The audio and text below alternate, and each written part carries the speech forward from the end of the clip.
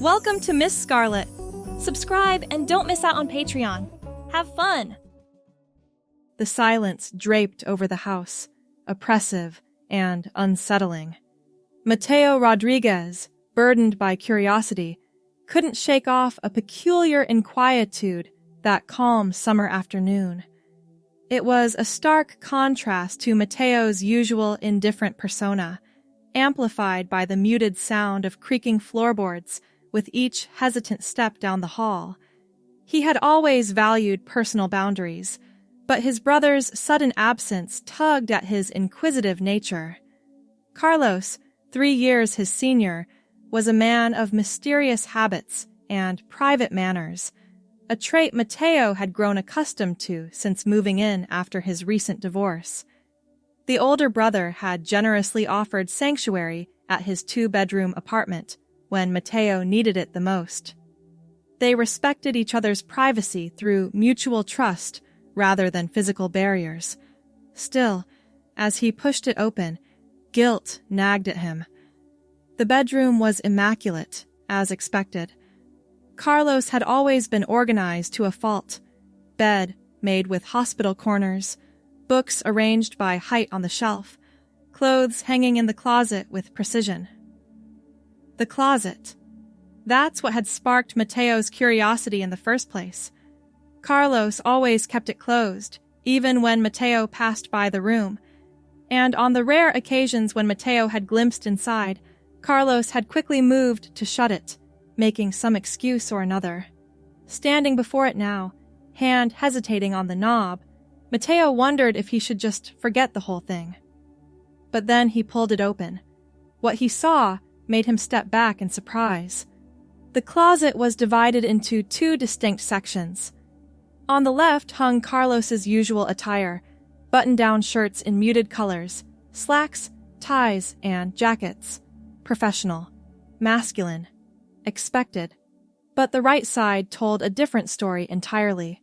Dresses, blouses, skirts, arranged by color and style, each item hung with care, as if treasured.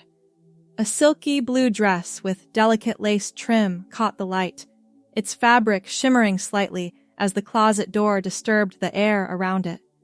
Below, a neat row of women's shoes, heels mostly, sat paired and ready. Mateo's mouth went dry. His brother? The same Carlos who watched football on Sundays and worked as an architect at the city's most prestigious firm? The same Carlos who had dated women exclusively, as far as Mateo knew? He reached forward, fingers brushing against the blue dress. The material felt cool and smooth against his skin. Before he could second-guess himself, he pulled it from the hanger, holding it up to the light. It was beautiful. There was no denying that. Elegant, refined, much like Carlos himself, though in a completely unexpected way. On the closet floor, a small lockbox sat partially hidden beneath a shoe rack. Mateo knelt down, setting the dress aside carefully. The box wasn't locked, another testament to Carlos's trust in their living arrangement. Inside lay an assortment of makeup. Not just the basics, but a comprehensive collection that would rival any professional. Foundations, concealers, eyeshadow palettes, lipsticks in various shades, and brushes of all shapes and sizes. Mateo sat back on his heels, processing what he'd discovered. His brother had a secret life, one he'd kept hidden even while sharing living space. The revelation should have shocked him more, perhaps even disturbed him. But instead, Mateo felt something unexpected stirring inside. Curiosity, yes, but also a strange sense of recognition? He picked up the blue dress again, standing to hold it against his body. They were close in size, he and Carlos. Similar height, similar build. The dress would probably fit. The thought came suddenly, unbidden. What would it feel like to wear it? Mateo had never questioned his gender identity before. He'd always been comfortable as a man, or so he'd believed. Yet now, faced with this discovery, he found himself wondering about things he'd pushed aside over the years. The way he'd always admired women's fashion, with perhaps more interest than most men. The inexplicable pull he felt toward certain fabrics, certain styles. The vague sense of disconnection he sometimes experienced when looking in the mirror. Before he could talk himself out of it, Mateo stripped down to his underwear. The cotton t-shirt and jeans he'd been wearing felt suddenly coarse, ordinary, when compared to the silky dress in his hands. Carefully, as if handling something infinitely precious, he slipped the dress over his head. The material cascaded down his body, cool and light, settling against his skin in a way that made him shiver. Heart pounding, he turned toward the full-length mirror mounted on the back of Carlos's closet door. The person who stared back was both familiar and foreign. The dress hugged his waist in ways his normal clothes never did, accentuating curves he hadn't realized were there. The neckline revealed a collarbone he'd never paid much attention to before. The color, that deep, vibrant blue, somehow made his brown eyes seem deeper, more expressive. On his masculine frame, the dress should have looked ridiculous, ill-fitting, wrong. But it didn't. It looked right, as if he was seeing himself clearly for the first time. In the box, Mateo spotted something else, a pair of floral, patterned stockings. Without hesitation, he sat on the edge of Carlos's bed and rolled them carefully up his legs, enjoying the sensation of the soft material against his skin. Next, he slipped his feet into a pair of pink heels that were only slightly too large. Standing again was a challenge. The heels changed his center of gravity, forced him to hold his body differently. But after a few wobbly steps, he found a rhythm, a way of moving that felt strangely natural. Back to the mirror, a longer look now. The stockings elongated his legs, the heels changed his posture. The dress transformed him, not into someone else entirely, but into a version of himself he hadn't known existed. Mateo reached for the makeup box again, curiosity overriding any remaining hesitation. He had no idea what he was doing, but he selected a tube of lipstick, a rich, deep red, and carefully applied it to his lips. The color was bold against his olive complexion, drawing attention to the fullness of his mouth. Next, he attempted mascara, nearly poking himself in the eye before managing to coat his lashes. The effect was immediate. His eyes looked larger, more defined. He was so absorbed in the transformation that he didn't hear the front door open, didn't hear the footsteps in the hallway, didn't realize he wasn't alone until the bedroom door swung open and Carlos stood there, briefcase in hand, expression frozen in surprise. Time seemed to suspend itself. Mateo, caught in his brother's clothes, makeup smudged slightly from his inexperienced application, felt his heart stop. Shame, embarrassment, and fear crashed over him in a suffocating wave. I can explain, he stammered, though no explanation came to mind. What could he possibly say? Carlos remained motionless for a long moment, his expression unreadable. Then, slowly, he set his briefcase down by the door. My conference was canceled, he said quietly. Last-minute thing. Mateo swallowed hard, acutely aware of how he must look. His brother's dress, his brother's shoes, his brother's makeup. He started to reach for his discarded clothes, desperate to return to normalcy, to erase what had happened. Don't. Carlos's voice was gentle but firm. He walked into the room, closing the door behind him. His eyes moved over Matteo, taking in every detail of his appearance. But the disgust, the anger, the judgment that Matteo expected to see never materialized. Instead, Carlos smiled, a small, knowing smile that held a world of understanding. I always wondered if you felt the same way, he said softly. Matteo blinked, processing the words. The same way? Carlos nodded, moving to sit on the edge of the bed. He gestured for Matteo to join him. Awkwardly, still unused to the heels, Matteo made his way over and sat down, the dress spreading around him in a pool of blue silk. I've been living a double life for years, Carlos admitted. Most weekdays I'm Carlos Rodriguez, architect. But on weekends, especially when I travel out of town, I become Carolina. Carolina, Matteo repeated, testing the name on his newly reddened lips. Carlos, or Carolina, nodded. It started small. Curiosity, like what you're experiencing now. But it grew into something more, something essential to who I am. He paused, studying Matteo's face. You look beautiful, by the way. That dress suits you, but your mascara... He reached out, gently wiping a smudge from beneath Matteo's eye. Takes practice. Rather than pulling away from his brother's touch, Matteo found himself leaning into it. The acceptance, the understanding, was overwhelming. I don't know what this means, Matteo whispered. I just saw your clothes and felt drawn to them, like they were calling to me somehow. Carlos nodded. I know exactly what you mean. That's how it started for me, too. He stood up, moving to the closet.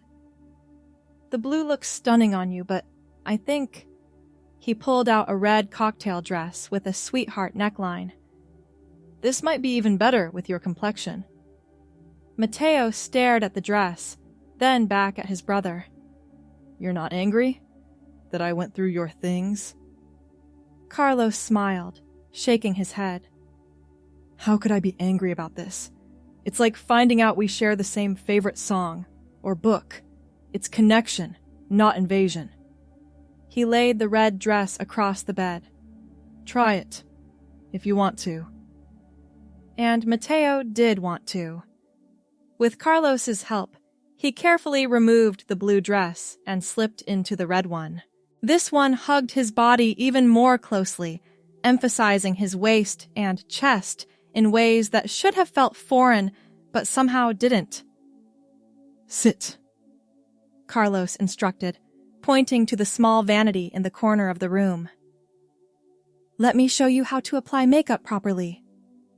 For the next hour, Matteo sat still as Carlos demonstrated techniques for foundation, contouring, eyeshadow, and liner.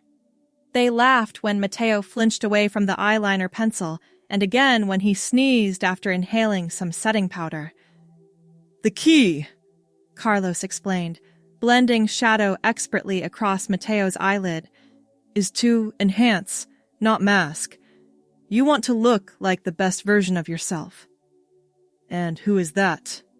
Matteo asked, watching in the mirror as his features transformed under his brother's skilled hands. Carlos paused, brush hovering in midair. That's for you to discover, he said finally. For me, Carolina isn't a disguise or an act. She's a part of me that's always been there, waiting to be acknowledged.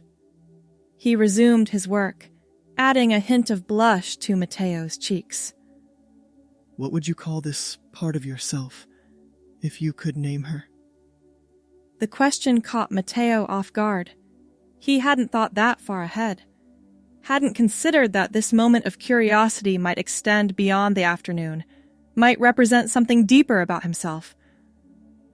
I don't know, he admitted, I never imagined.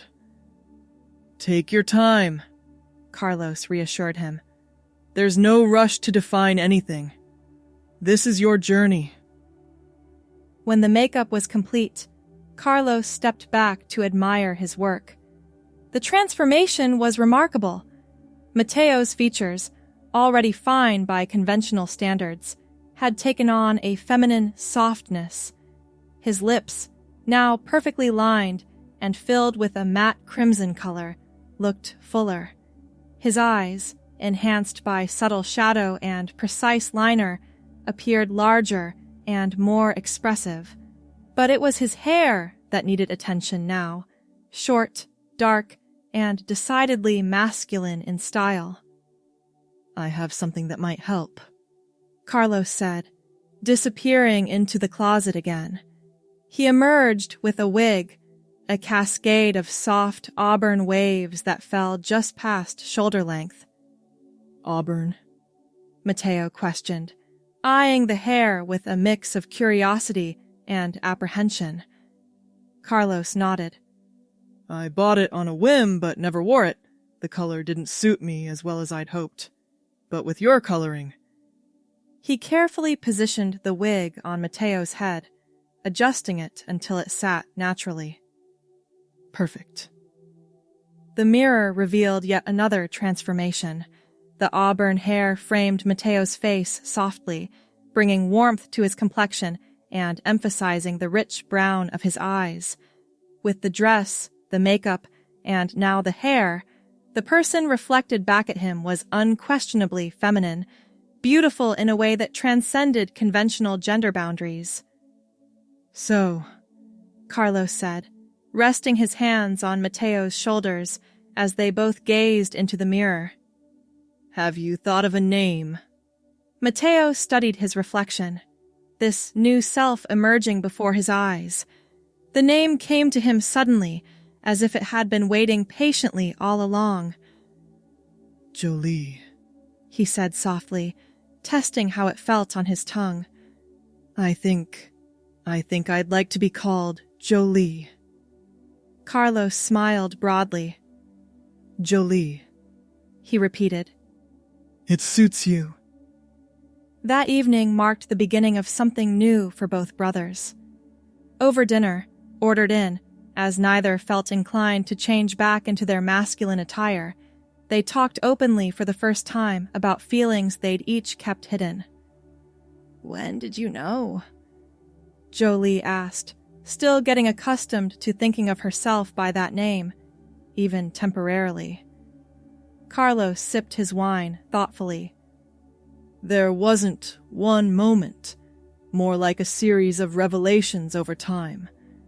I remember wearing my mother's heels as a child and being scolded for it. I remember the envy I felt watching girls in my class choose beautiful clothes while I was stuck with practical boys' attire. I remember dating women and sometimes being more interested in their wardrobes than in them.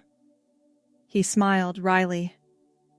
But I didn't put it all together until college, when I attended a costume party dressed as a woman. The freedom I felt that night, it was like breathing properly for the first time. Jolie nodded, understanding completely. That's how I felt today, looking in the mirror, like something clicked into place. It doesn't have to mean anything specific, Carlos reminded her gently.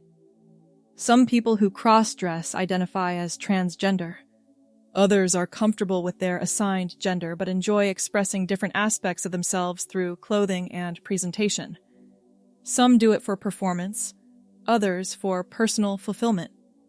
There's no right or wrong way to feel. What about you? Jolie asked. How do you identify?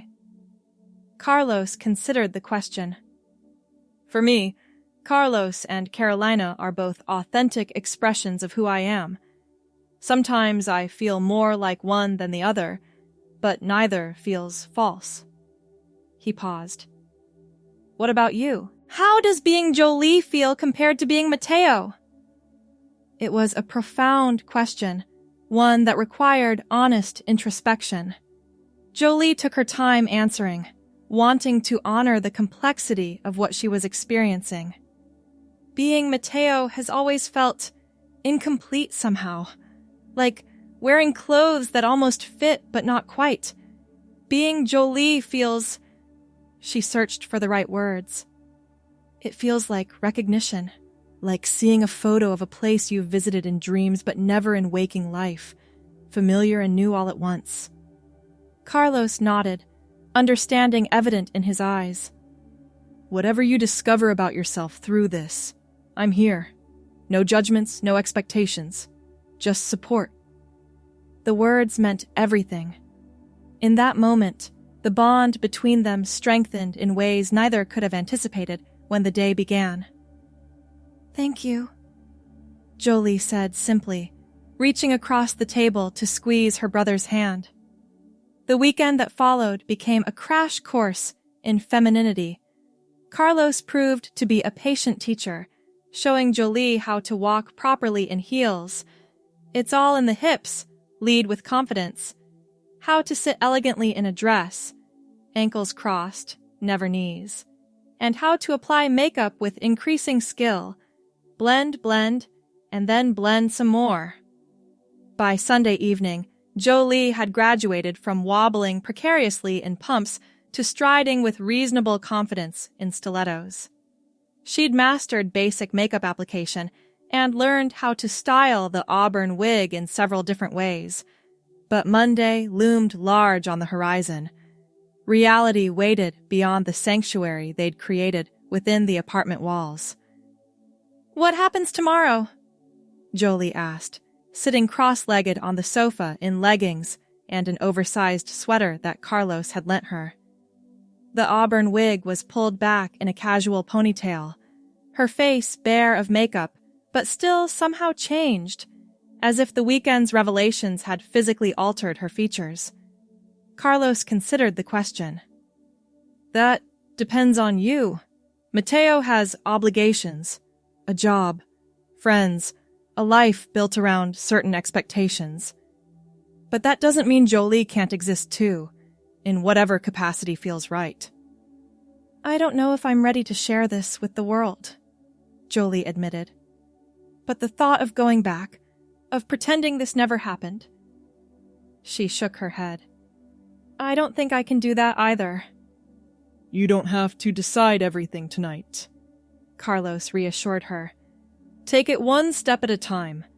Maybe Jolie only exists within these walls for a while.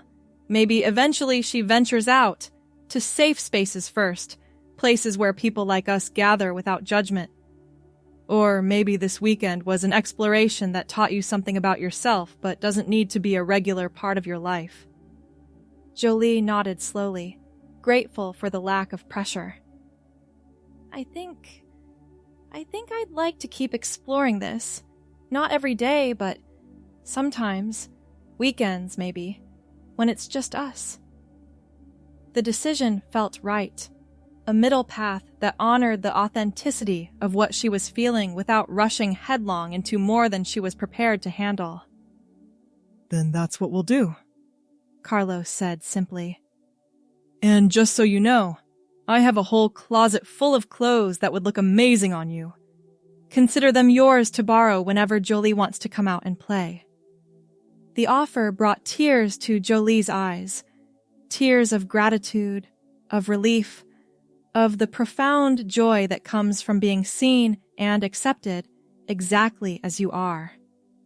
As predicted, Monday brought a return to routine. Mateo went to work, attended meetings, joked with colleagues, all the normal activities that had filled his days before, but beneath the familiar exterior, something had shifted. He carried Jolie with him now, a secret self waiting patiently for the freedom to emerge again. The next weekend couldn't come fast enough. When Friday evening finally arrived, Mateo practically ran home from the subway station, eager to shed the constraints of the work week and become Jolie once more. Carlos was waiting with a surprise, a shopping bag containing items bought specially for his sibling. I thought you might want some things of your own, he explained, handing the bag over with a smile. Nothing extravagant, just a few basics. Inside, Jolie found undergarments designed for people with masculine bodies who wanted a more feminine silhouette, a gaff for smoothing, breast forms for curves, and shapewear to emphasize the waist. There were also cosmetics in shades selected to complement her complexion, and a pair of black pumps in exactly her size. "How did you know?" she asked, holding up the shoes in wonder. Carlos grinned. "You forget I've been living this way for years. I know what helps and what doesn't. The shoes were a guess based on watching you try to squeeze into mine last weekend." Overcome with emotion, Jolie hugged her brother tightly. "Thank you. For everything." "That's what family is for," Carlos replied simply. "Now go get changed." "We're staying in tonight, but I thought we could do a proper movie night. Popcorn, face masks, the works." The evening that followed was one of the most relaxing Jolie had ever experienced. Dressed in a comfortable yet feminine loungewear set that Carlos had lent her, auburn hair loose around her shoulders, she felt completely at ease. They watched romantic comedies, painted each other's nails, and talked for hours about everything and nothing. It became their routine, weekdays as brothers, weekends as sisters. Jolie grew more confident with each passing week, her movements becoming more naturally feminine, her makeup skills improving, her comfort in her alternate identity deepening. "I want to go out," she announced one Friday evening in early spring, about 2 months into their weekend ritual. "Not far, just outside, to feel the sun on my face as Jolie." Carlos looked up from the magazine he was flipping through. "Are you sure? It's a big step." Jolie nodded. "Just to the park, maybe. We could bring coffee and sit on a bench. I don't need to talk to anyone or make a grand entrance.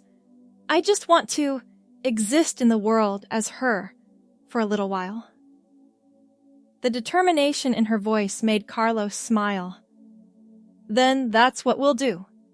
Tomorrow morning, we'll have our coffee in the park instead of at the kitchen table." That night, Jolie barely slept, a mixture of excitement and anxiety keeping her mind racing. By morning, the anxiety had taken precedence, manifesting as a knot in her stomach that made breakfast impossible.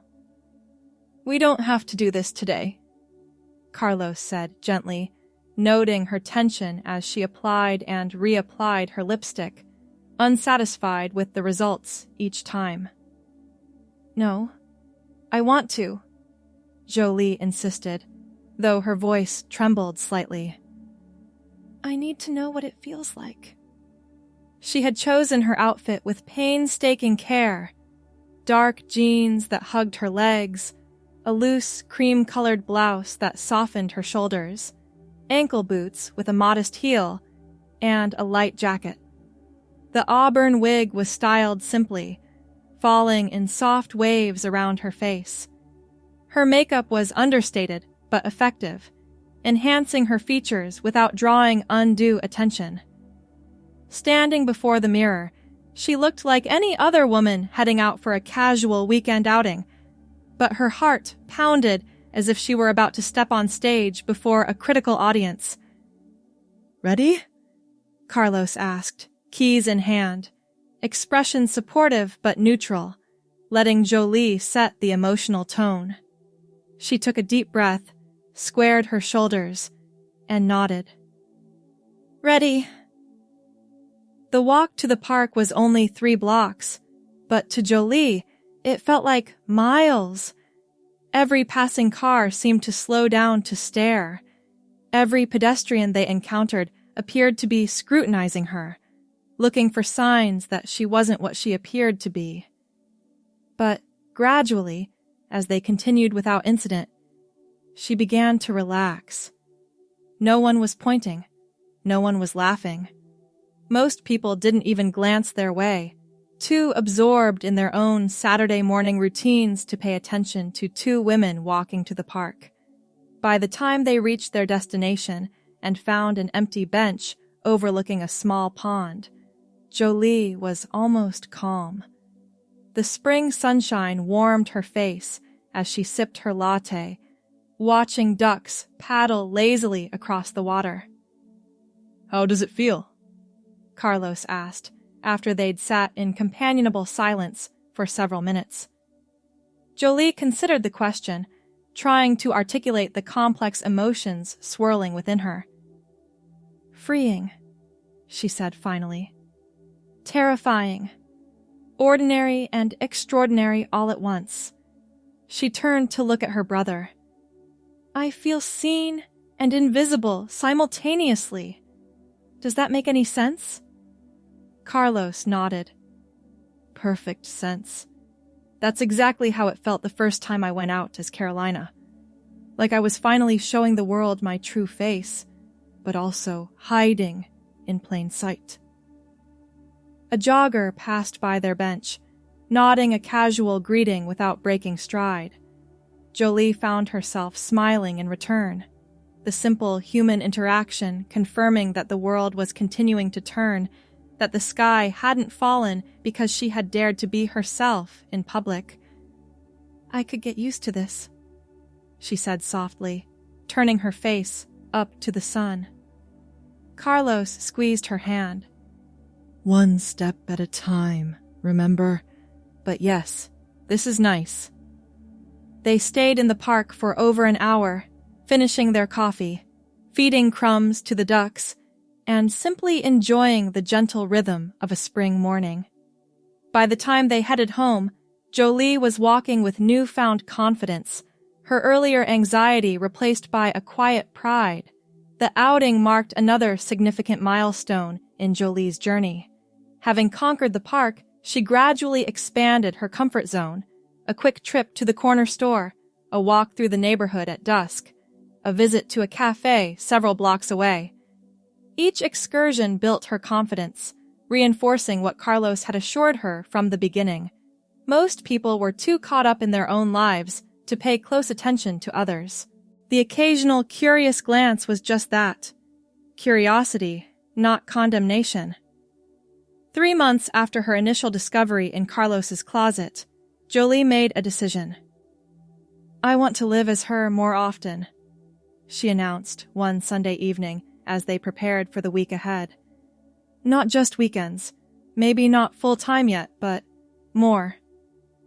Carlos studied her face, seeing the certainty there. "How are you thinking of making that work? Your job?" Jolie nodded, acknowledging the practical concern. "I've been researching. There are resources for people like me, support groups, therapists who specialize in gender identity, doctors who can discuss options." She took a deep breath. "I'm not sure exactly what path I'm on yet, but I know I need to keep walking it. Being Mateo feels increasingly like wearing a costume, while being Jolie feels like coming home." The admission hung in the air between them, its significance unmistakable. This wasn't just about clothes or makeup anymore. This was about identity at its most fundamental level. "Whatever you need," Carlos said finally, his voice thick with emotion. "I'm with you every step of the way." The journey that followed wasn't always smooth. There were difficult conversations with friends, some of whom needed time to adjust to the news. There was the complex process of coming out at work, which Jolie approached gradually with the support of HR and a few trusted colleagues. There were medical consultations, therapy sessions, and countless hours of soul-searching. But through it all, Carlos remained a constant source of support, guidance, and love. The bond between them, already strong before Jolie's emergence, deepened into something unbreakable. 1 year to the day after Mateo had first opened that closet door and discovered the blue dress with lace trim, Jolie stood before the mirror in her own apartment, a cozy 1-bedroom she'd moved into 6 months earlier, needing space to fully embrace her transition. The woman who gazed back at her was both familiar and new. Hormone therapy had softened her features further, giving her face a gentle roundness and her body subtle curves that no amount of shapewear could have achieved. The auburn hair was her own now, grown out over months and carefully colored to match the wig she'd first worn that fateful day. She was wearing a dress for the occasion, the red cocktail dress that Carlos had first given her, altered slightly to fit her changing body. Around her neck hung a delicate gold chain with a small pendant in the shape of a key, a gift from her brother to mark the anniversary. "To remember the door you opened," Carlos had said when presenting it to her that morning over brunch. "And to remind you that you hold the key to your own happiness." Now preparing to meet him and a small group of friends for dinner, Jolie touched the pendant gently, reflecting on the incredible journey of the past year. From curiosity to exploration to acceptance to affirmation. Each step had led her here, to this moment of quiet joy and profound gratitude. The path ahead still held challenges, she knew. Transition was not a destination, but an ongoing journey, with both smooth stretches and rough terrain. But looking in the mirror, seeing herself, truly herself, reflected back, Jolie felt nothing but peace. The person she had always been, buried beneath layers of expectation and conformity, had finally emerged into the light. And she was beautiful. Her phone chimed with a text from Carlos. "Car's here. Ready whenever you are." Jolie smiled, applying a final touch of the red lipstick that had become her signature. With one last glance in the mirror, she picked up her clutch and headed for the door, stepping confidently forward into the life she was meant to live. Not as someone new, but as someone finally, completely true.